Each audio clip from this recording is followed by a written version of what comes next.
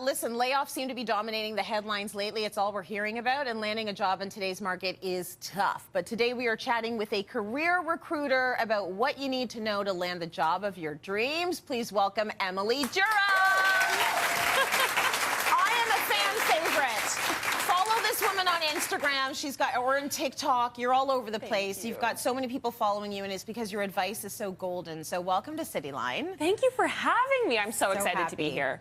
So you are Emily the Recruiter on social media, and you help millions of people with their career problems. I want to talk about the most common mistakes people are making when they're looking for a new job. What are we doing wrong? Oh, we're doing a lot wrong. We're doing a lot right, and let's start there. I think the biggest mistake is that people are really scared to shout out their accomplishments loudly, especially women. We're really bad at owning the stuff we're great at. That mindset shift is probably the most important. The next is we need to make sure we speak the right amount. So undersharing is actually a huge detriment to us in interviews. It's okay to, boast about the work that we're doing in a really structured and, simple way. Speaking and communicating really clearly about what's important to us is going to be the most important thing. Okay. And is there anything that are we leaving important things out when we are being interviewed? We're leaving a lot out. I think the biggest piece of advice I could give someone is always reference back to the job description for the role you're applying to. It's a cheat sheet. They're basically laying out everything that you need to be shouting and exclaiming in the interview. As long as you're pulling from there, you're good to go. I love that. Okay, so we're actually going to help one Cityline viewer level up her interview skills. Let's meet Samantha. Hi, I'm Samantha Ozuduk. Since September of 2022, I've been applying for jobs. I'm trying to leverage my 5 years of health and safety experience while making a pivot into HR. I've also been doing networking, conferences, and applying across both sectors. I have yet to secure an offer, and then also I have too much experience for being a specialist, but then also not quite enough without any direct reports from management. Cityline, can you please help me? Yes, we can. We actually brought Emily here to help you, but Samantha's here. Give her some love. Hi, Samantha. It's already nerve-wracking going to an interview, but now we're making you interview on television. I'm so sorry, but it's going to be so worth it for you, okay? That's all right. I'm excited. Let's do a little interview. Emily will be here to guide you, and then you're going to get all the answers perfect for when you do your actual interview in real life. Is that cool? Yes. Okay, so I'm going to be the potential employer. Wouldn't you want me to give you a job? She looks friendly. Okay, I'm going to start with this. Samantha, tell me about yourself. So I have a successful 5-year career in health and safety, and I'm currently pivoting into HR. I've also noticed in my job search that the positions I'm applying for in terms of specialists, I have too much experience, whereas for management, I've never had direct reports. So that's kind of what's getting me as well. Okay. Emily, what do we think of this answer? Shall I tap in? First of all, love that you've already prepared this. I'd say my biggest piece of advice, don't write a script, give bullet points. You want to make sure that we're still having personality, we still show up as ourselves. Recipe for success when it comes to the best intro is a sandwich of information. It's 2 sentences for who you are, 2 sentences for what you do, 2 sentences for what you want. So I would actually eliminate the language on what's been hard in the job search. Let's not worry about the past. You're focused on the beautiful thing in front of you. And she wants to give you this job. So let's focus on really selling what we have. Let's not worry about what hasn't worked previously. And using that sandwich, perfect way to get there. Oh, I like that advice. Okay. Samantha, what are your biggest strengths and weaknesses? So my biggest strength would be health and safety because I have had a career within that. In terms of my weaknesses, it would be more with Excel. So the harder Excel stuff, like the VLOOKUPs and pivot tables.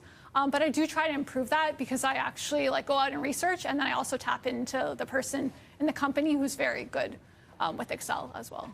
Okay, and what about your personality strengths and weaknesses? Because that's good when it comes to software programs, but how about Samantha as a person? So in terms of, I'm really good at building trust in my people skills, so I get people to reveal very confidential information easily because I have worked up that trust with them. And then in terms of weaknesses, I do tend to take on too much work. Okay, so I'm happy you said that. This is one that gets people stuck all the time because what do you give as a weakness? What are your thoughts on the answer? Great question. Okay, let's start off with what's not a good question. Yeah. Weaknesses. It's 2024. Why are we asking what people's weaknesses are? Right? Like, I don't want to do that. I know. Leave me alone, okay? Leave me alone. Call me pretty, say I'm smart. It's very simple. First of all, red flag. If an employer is asking you that, side eye, lazy, do better. Here's what I'm going to get fired at the end of this. Here's what I'm going to say. You have an awesome set of examples and experiences, especially for your strengths. So my biggest recommendation for strengths, go back to the job description, find 2 or 3 things they've listed, make those your strengths. We're not going to lie. We're gonna make it a little glittery. We're gonna call out what we know they want. When it comes to the weaknesses, recipe for success, I love an answer sandwich. Start off with something that's honest. So it's Excel, it's data, it's whatever's not working. Then I want you to give a specific example of how you overcome it. So you're not going to say, I'm a perfectionist. Girl, everybody says that, right? We're all perfectionists. But if you say, I'm not great with data, here's how I actively every single day get better with it. What are they going to do? Stop you for learning? So give them no reason to walk away with concern. Love it. Okay, Samantha, why are you looking for a job right now? So I'm actually looking for a job because my former position ended up changing into facilities management. And then also just like the pandemic has been a catalyst for change, and I'm trying to get into the human resources side. You're free to call me a jerk for asking that question. That was dumb. I wouldn't Like, have asked it, but I would work for you, so it's fine. Okay, It's all right. It's fine. What do you think of the answer? Okay, amazing. So here's what I'll say. I think you are calling out all the right things. You're being honest and transparent. Just as much as Tracy's interviewing you, you're interviewing her. So you don't want to work at a company that's going to make you feel uncomfortable for your life and your experience. Yep. So that's a win.